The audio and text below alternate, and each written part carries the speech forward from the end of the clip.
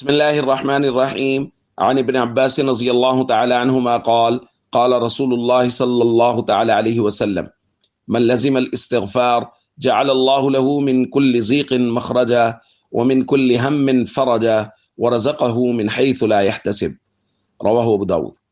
نبی کریم صلی اللہ علیہ وسلم نے ارشاد فرمایا، جو شخص استغفار کو لازم پکڑ لیتا ہے اللہ رب العزت اس کے لیے ہر تنگی سے نکلنے کا راستہ پیدا فرما دیتے ہیں، اور ہر رنج اور تکلیف سے اس کے لیے خلاصی کا راستہ پیدا فرما دیتے ہیں، اور اس کو ایسی جگہ سے رزق دیتے ہیں کہ اس کا گمان بھی نہیں ہوتا۔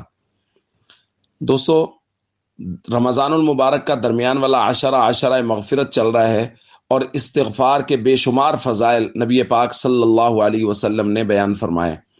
اور آج کی حدیث میں آپ غور کریں، میں ان دوستوں کے لیے یہ بات خاص طور پہ کہا کرتا ہوں جو وظائف پوچھتے ہیں کہ جی ہمارا یہ مسئلہ ہے، کوئی وظیفہ بتا دیں، رزق کی تنگی ہے، وظیفہ بتا دیں۔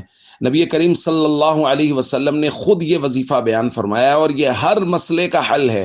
حضور نے فرمایا من کل ضیق مخرجا، جہاں کہیں تنگی آ جائے وہاں سے نکلنے کا راستہ استغفار کو لازم پکڑنا۔ ومن کل ہم فرجا، ہر غم، تکلیف، دکھ اور رنج سے نجات کے لیے استغفار کو لازم پکڑنا۔ ورزقہ من حیث لا یحتسب، اور رزق کی پریشانی کے لیے استغفار کو لازم پکڑنا۔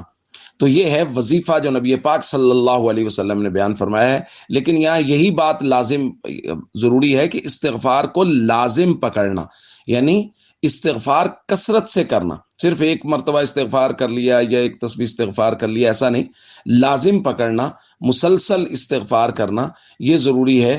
تو اس سے اللہ رب العزت ہمارے تمام مسائل کو حل فرمائیں گے۔ السلام علیکم ورحمۃ اللہ وبرکاتہ۔